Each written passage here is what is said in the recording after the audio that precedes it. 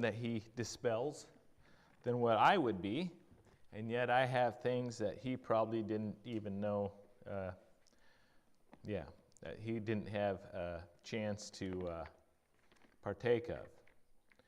So we are going to look at Ecclesiastes chapter 2.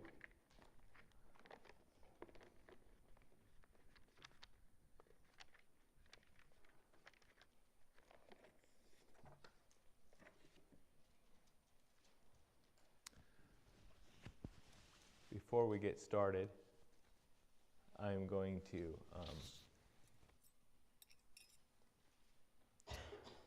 challenge you to look at these forks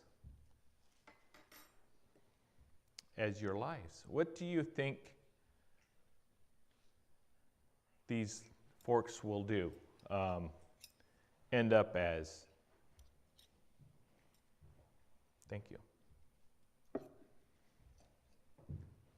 I grabbed one out of the back of the drawer, the very back, so it wasn't used much, I guarantee that. And the other one was pulled out of the basket. So it's probably used more frequently. So there's that issue. But they look the same. I couldn't tell you which one I pulled out of where. But the one that I pulled out of the back of the drawer will probably get used more often now that I did that. But at the end of I'm guessing these could be 50 years old. I don't know when these were bought, but I'd say they could last another 50 years. But ultimately, what's going to happen with it? They're either going to get bent up, beat up, they're going to get put in the scrap heap. Somebody's going to take it home with them in their pocket after a funeral or something, or a fellowship meal. And it'll get put in with others, whatever. But eventually, it could get melted down and used as a serving spoon or a knife or whatever, or just something entirely different than a utensil. But this is important. We use these to eat, and yet if we look at our lives as these forks, at the end of the day, these might have had some life or unexpected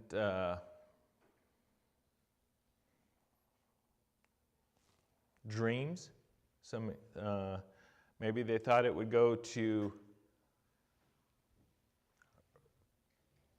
a very rich person's place and they would use them. Maybe they thought it would be, they probably, but they ended up in a church building that, that they get used by all kinds of people that go to church here and visit. So not very thrilling, really, when you think about it. And I did not expect to be preaching this when soon after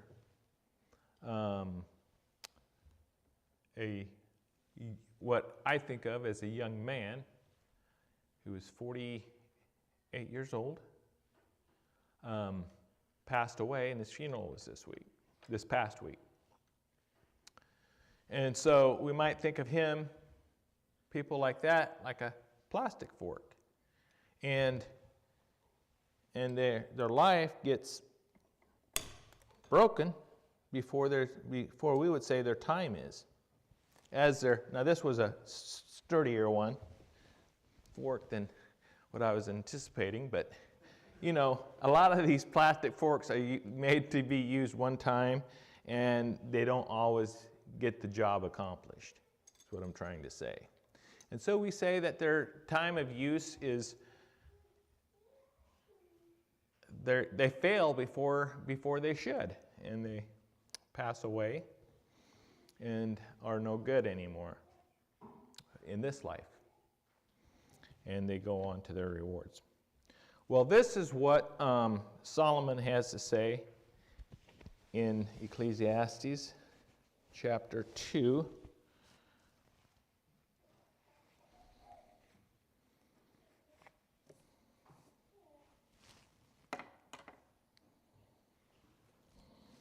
Let's read it, starting in verse 1. I said in mine heart, go to now, I will prove thee with mirth. Therefore enjoy pleasure, and behold, this is vanity. I said of laughter, it is mad, and of mirth, what doeth it?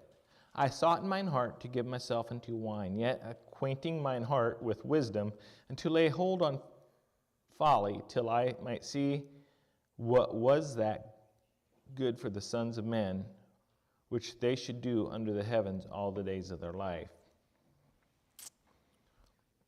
I made me great works. I builded me houses. I planted me vineyards. I made me gardens and orchards, and I planted trees in them of all kinds of fruit. I made me pools of water to water therewith the wood that bringeth forth trees. I got me servants and maidens, and had servants born in my house. Also I had great possessions of great and small cattle above all that were in Jerusalem before me. I gathered me also silver and gold, and the peculiar treasure of kings and of the provinces. I gat me men singers and women singers, and delights of the sons of men as musical instruments, and that of all sorts.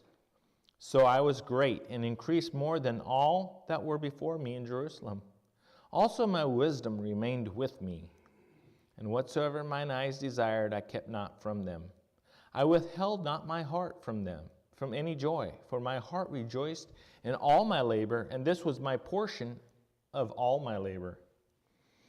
Then I looked on all the works that my hands had wrought, and on the labor that I had labored to do, and behold, all was vanity and vexation of spirit, and there was no profit under the sun. And I turned myself to behold wisdom and madness and folly. For what can that man do that cometh after the king?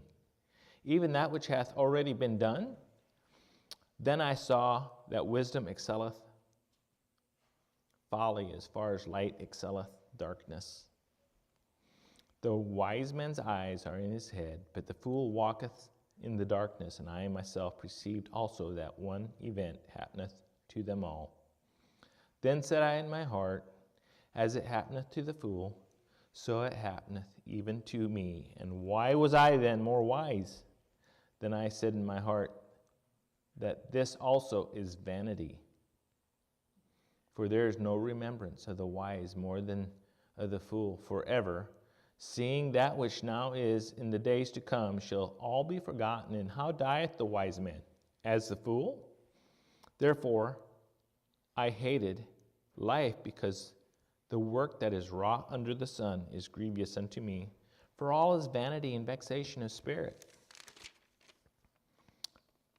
Yea, I hated all my labor, which I had taken under the sun, because I should leave it unto the man that shall be after me. And who knoweth whether he shall be a wise man or a fool? Yet shall he have rule over all my labor, wherein I have labored, and wherein I have showed myself wise under the sun. This is also vanity. Therefore I went about to cause my heart to despair of all the labor which I took under the sun. For there is a man whose labor is in wisdom and in knowledge and in equity. Yet to a man that hath not labored therein shall he leave it for this portion. This also is vanity and great evil. For what hath man of all his labor, and of the vexation of his heart, wherein he hath labored under the sun? For all his days are sorrow, and his travail grief. Yea, his heart taketh not rest in the night. This is also vanity. He goes through the many things here that he has done, and he's was more capable than I am. Was richer and more wealthy and had the status. He was the king. And so he could try out all these pleasures in life as far as he could take it. And it was all empty, because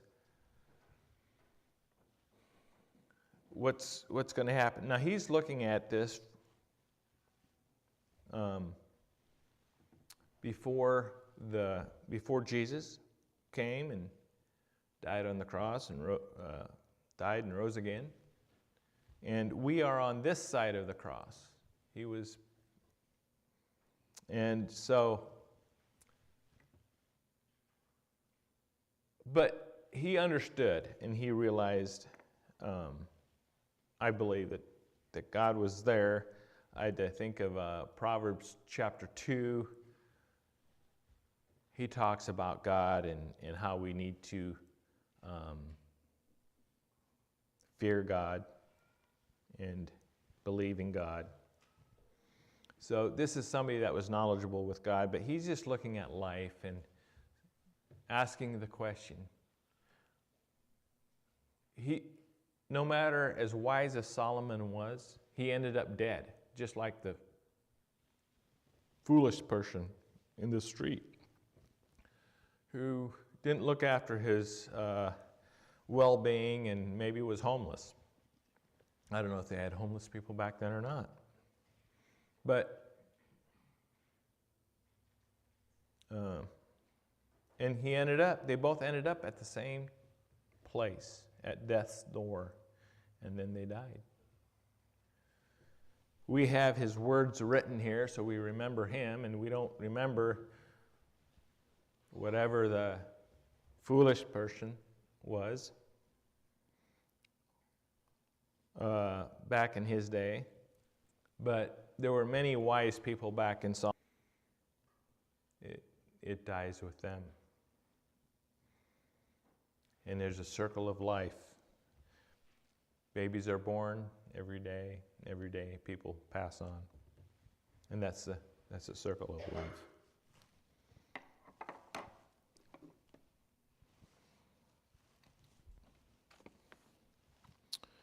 So starting again in verse 24, there is nothing better for a man than that he should eat and drink, and that he should make his soul enjoy good in his labor. This also I saw, that it was from the hand of God. For who can eat, or who else can hasten hereunto more than I? For God giveth to a man what is good in his sight, wisdom and knowledge and joy. But to the sinner he giveth travail to gather and to heap up, that he may give to him that is good before God. This also is vanity and vexation of spirit. So in this life, the sinner and the saint, the foolish and the wise, I guess he's just saying that death is inevitable and it will come to all of us at some point in our life, unless God should return before then.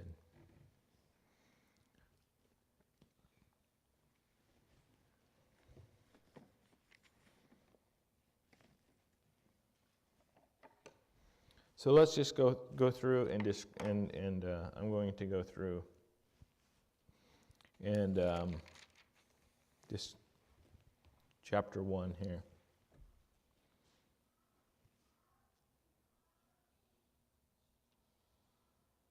So there was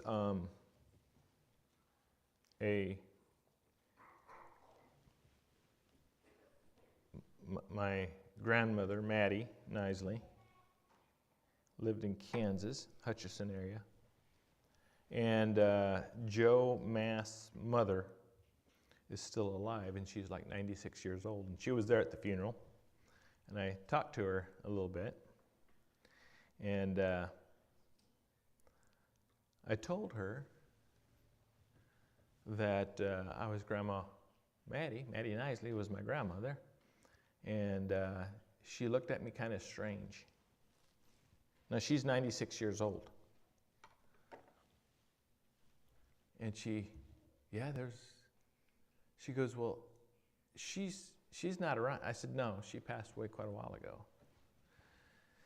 I think it was 1986. It could have been 1987. A long time ago. How many of you were born after 1987?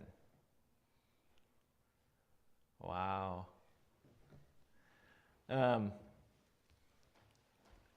I have many wonderful memories of my grandmother when she'd come to visit and the things she would bring and this and that. And we'd go visit her often, and the drives out there to her house, and then when we got there, and the neighbor children we'd play with. And it's all wonderful memories. And yet, my children, I got married long after that, after she was gone. None of my children remember her. She's just a name back in the relatives that, if they're looking for family history. I looked online. I could not find her obituary. She's already forgotten. And anyways, it was kind of funny because she looked at me and she goes, well, yeah, she was always an old lady to me. And and she remembered her. And here she is, 96 years old, and remembers who Maddie was. And her memory of her was that she was always an old lady to her. And I find that kind of interesting. Yeah. That is the life cycle. Now, I don't know. A lot of obituaries that I read, they were in the 2000, after 2000. Like 2005, I think, may have been the earliest one. And the internet just wasn't there, but yet, if it was in newspaper clippings or articles, sometimes people scan those in, and you can still find them. And maybe I should have looked on Ancestry.com or something, and maybe I could have found something about her obituary. But the internet maybe will keep memories alive a little longer. But, it's just the way of life.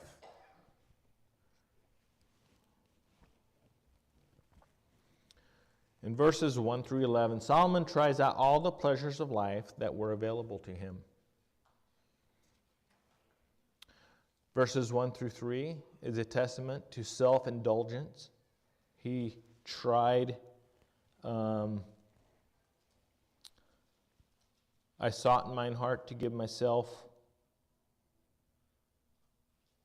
I said to laughter, it is mad, and of mirth, what doeth it?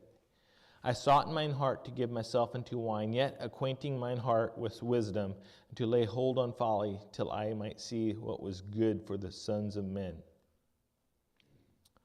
So here that was all vanity, and vanity here means emptiness or futility, emptiness.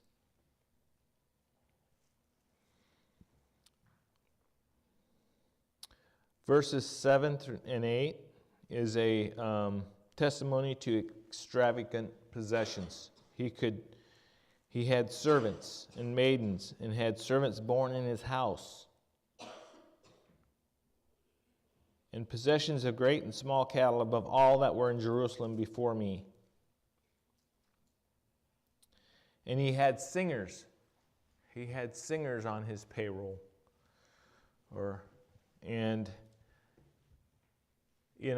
Servants is one thing, especially back then when you had so much going on. You needed servants to do all the work. And yet he went well beyond that. And he had everything his heart desired, I believe. And yet he couldn't find value in that at the end of his life. And then he goes, and what happens after he's gone? is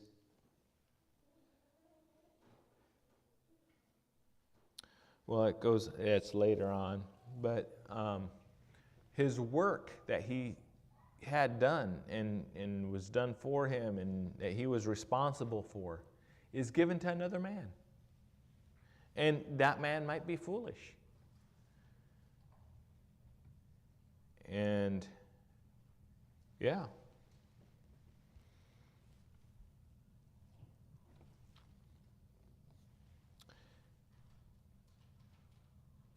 In verse 12, he switches gears and starts thinking about man's ability to think and reason instead of man's ability to do things.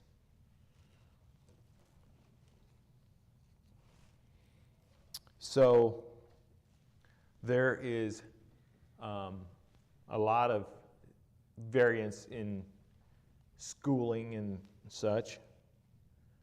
Trevin was the last one I know of that attends here that graduated from college. And I'm sure he learned a lot as he went to school and learned a lot. And yet, at some point, his time here on earth will be over as well.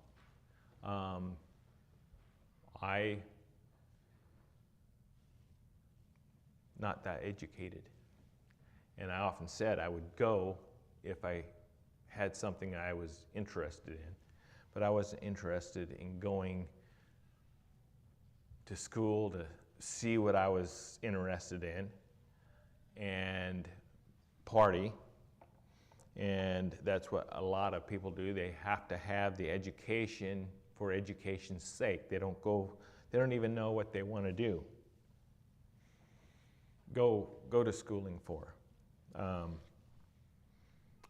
And I find that unfortunate because there's a lot they could go do, but they don't quite know what they're interested in. But there also are other opportunities out there other than education that vocations and such, that electricians and plumbers and such that are really needed, and as well.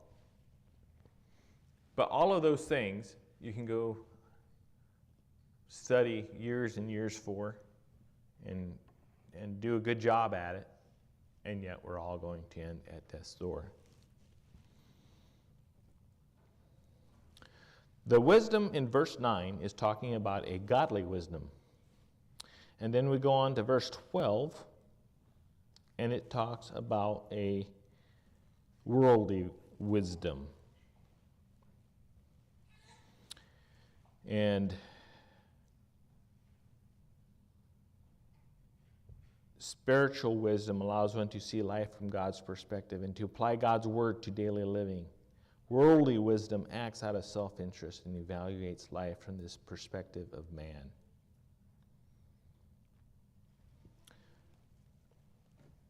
Worldly wisdom is still better in this life than being a fool. So here was a story about somebody, and I don't know, I could not find the name of the writer of this article, so I apologize for that, but I don't know who wrote it. But somebody wrote it, and I printed it out. Months after my mother died of cancer, I was sitting on a couch at home, imagining the moment of my own death, my last struggle to breathe, and then no more. I then imagined my wife's death, and then, even worse, I imagined the time, presumably many decades from now, when my children are each on their deathbed taking their last breath. It was a shattering experience for me at that moment. I was completely hollowed out by the sense that nothing matters at all. Everything is pointless. The teacher expresses a similar sense for a similar reason in chapter 2 of Ecclesiastes. In chapter 1, He has the initial sense that everything is pointless because the same cycles continue repeatedly, endlessly. In chapter 2, he seeks a way to break out of these meaningless cycles of life and history. How? By pursuing pleasure? The teacher uses the word pleasure in a broad sense. It includes building monuments and works of beauty, increasing his wealth and possessions, enjoying rich entertainments and sexual experiences, and becoming famous. But after tasting every pleasure, he still concludes, all was vanity and a chasing after wind. And there was nothing to be gained under the sun. He didn't say why pleasure failed to bring meaning to his life, but we frequently discover this for ourselves. It is a common experience to long for a possession or a position, but once we obtain it, it makes us no happier. Happiness, researchers have found that getting a raise or obtaining some other desired thing causes an initial increase in happiness, but soon we resume our former emotional state. Games and adventures, power and fame, after a while fail to make any difference. We often feel they are empty of any lasting meaning or purpose. They are simply distractions. Distractions from what? The next pursuit of the teacher is wisdom. Surely a wise life is better than a foolish life. Wisdom keeps us from falling into disasters and embarrassments. Wisdom tends to make life more stable. But no matter how wise we are, we ultimately end up in the same place at the foot as the fool, dead. If we all end up dead, what was the point in being wise and careful? Whatever wealth we may have accumulated through our hard work and wisdom now goes to someone else who may turn out to be foolish and waste it all. What was the point? No matter how rich we were, no matter how famous, we will eventually be forgotten. Dead is dead. This is what all of our pleasure is trying to distract us from, the reality of our own impending death and the total pointlessness of our life after we are forgotten. I enjoy walking through old cemeteries. The monuments are often aesthetically beautiful, and the tomb inscriptions are full of sorrow and longing, love and hope. And I would say that this is like some of those old gravestones are just massive and they're beautiful. I don't see any modern stones like that. Fact is, a lot of the graveyards want to just keep the headstones down ground level so that they can mow over them and not be easier to keep up.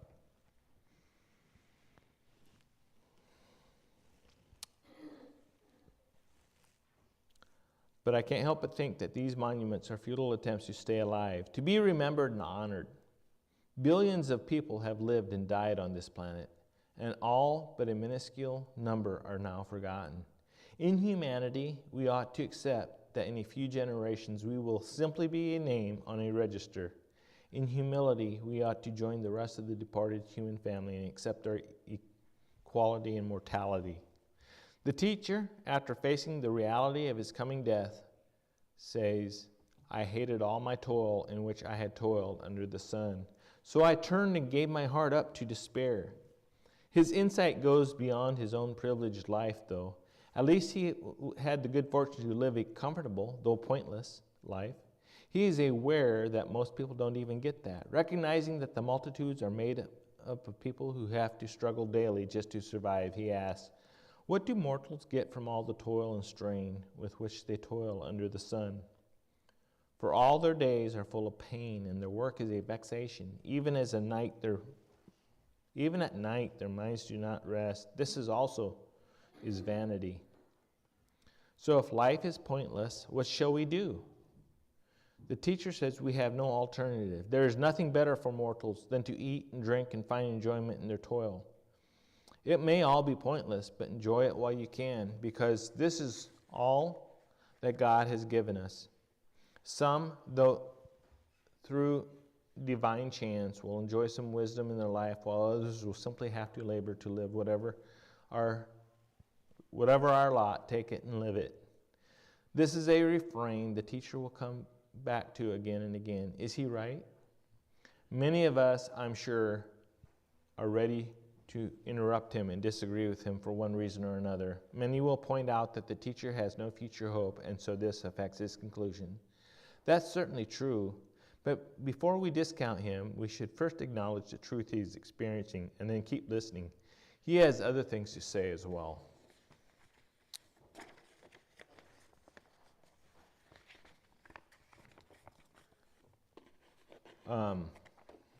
I would say that the passing of Lindsay at 48, he had his birthday last year and was full of, he couldn't toil anymore. It got to the point where he couldn't toil, where he couldn't work. He couldn't go to work. And then they were doing treatments for all these months. And then he finally passed away. But he fought for life. And he had every reason to live. He had children. He had a wife. He had children. He didn't experience any grandchildren. He had that part of his life to look forward to yet. I'm sure he wanted to live. And yet, like this plastic fork, his life got snuffed out before it should have. What we would say, should have.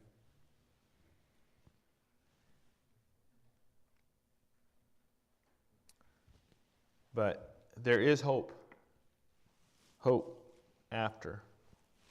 I keep grabbing the wrong glasses here.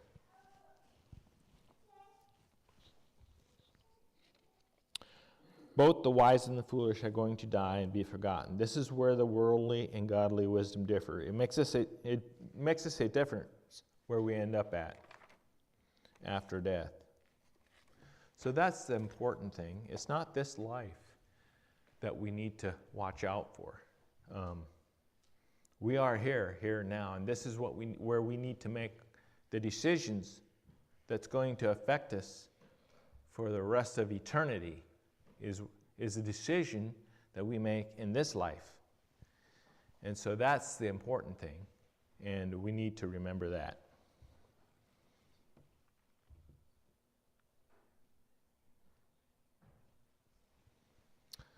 In verse 17 through 26, issues related to labor. All the labor that Solomon did up to the day he dies will be enjoyed by other people, that he won't get to take anything with him. He came into this life, and he leaves this life with the exact same things that he entered this life with, is what he leaves with. All those things that he accumulated through his lifetime of living, they stay here.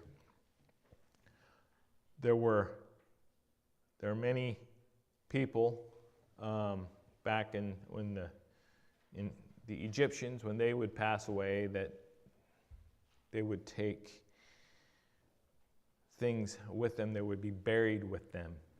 But yet, they didn't need that. And they didn't realize that those things were going to do no good. We live in a different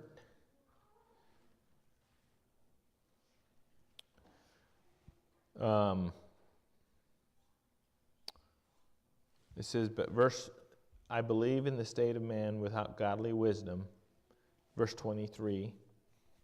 But then verse 24 says, for all his days are sorrow, and his travail grief. Yea, his heart taketh not rest in the night. This also is vanity. There is nothing better for a man than that he should eat and drink, and that he should make his soul enjoy good in his labor. That also I saw, that it was from the hand of God. So this is somebody, in verse 23, is somebody that's full of worldly wisdom. And verse 24 is somebody who recognized God for who he is, and their need for God in their life. And they can enjoy in his labor. They can enjoy labor. labor, we were made to work. And I find labor enjoyable, even though not all labor, I will admit. But there is a satisfaction in seeing a job completed, job well done.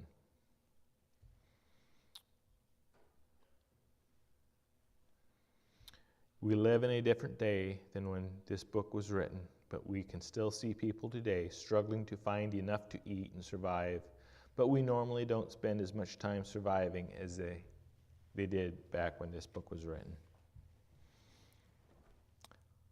The chapter closes, in verse 26, the chapter closes with the contrast, those who obey God and those that don't, and what you can expect in both situations. For God giveth to a man that is good in his sight, wisdom and knowledge and joy, but to the sinner he giveth travail, to gather and to heap up, that he may give to him that is good before God. This also is vanity and vexation of spirit. So this is looking at the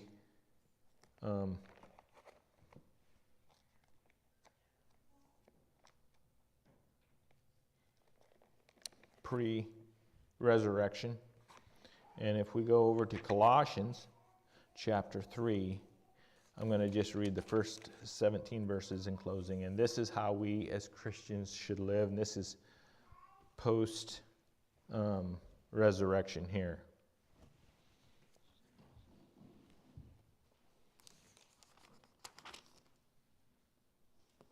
If ye then be risen with Christ, seek those things which are above, where Christ sitteth on the right hand of God. Set your affection on things above, not on things on the earth. For ye are dead, and your life is hid with Christ in God. When Christ, who is our life, shall appear, then shall ye also appear with him in glory. Mortify therefore your members which are upon the earth, fornication, uncleanness, inordinate affection, evil concupiscence, covetousness, which is idolatry. For which things' sake the wrath of God cometh on the children of disobedience, in the which ye also walked some time when ye lived in them. But now ye are also put off all these anger, wrath, malice, blasphemy, filthy communications out of your mouth. Lie not one to another, seeing that ye have put off the old man with his deeds, having put on the new man, which is renewed in knowledge, after the image of him that created him. There is neither Greek nor Jew, circumcision nor uncircumcision, barbarian, Scythian, bond nor free, but Christ is all and in all. Put on, therefore, as the elect of God, holy and beloved, bowels of mercy, kindness, humbleness of mind, meekness, longsuffering, forbearing one another and forgiving one another. If any man have a quarrel against any, even as Christ forgave you, so also do ye. And above all these, put on charity, that is the bond of perfectness, and let the peace of God rule in your hearts, to the which also ye are called in one body, and be ye thankful. Let the word of Christ dwell in you richly in all wisdom, teaching and admonishing one another in psalms and hymns and spiritual songs, singing with grace in your hearts to the Lord. And whatsoever ye do in word or deed, do all in the name of the Lord Jesus, giving thanks to God and the Father by him. So here's an example of being... of living our life, when we choose to obey God and follow God and his commandments and what he does in this life, we make life here more pleasant for everyone. And those who choose not to follow God makes our life here more miserable and their lives more miserable. But, so while our time here is full of emptiness, we don't have to, or we can say that it is, but we can make choices for the life after that are going to be with us for eternity. And so I would challenge each of us to keep that in mind, that is truly the important thing. And the best thing that I can see that we can do here in this life is make memories. And that's the best that I can give you. Why don't we stand for prayer, and then we'll have a song and you can be dismissed. Our Father in heaven, we come before you this morning. We ask that you would be with us, that we would find the true meaning of life, the meaning of life that Solomon was writing about in Ecclesiastes. And we ask that we would make the choice to follow you here in this life so that we can spend eternity with you and other believers. We just ask that we would that you would bless each one who's come out this morning, that you would give us safe travels back to our homes, and that you'd give us all a good week, and that you'd give us opportunity to share the good news of the gospel with those who are seeking and looking to hear about the good news. And we just ask this in Jesus' name. Amen.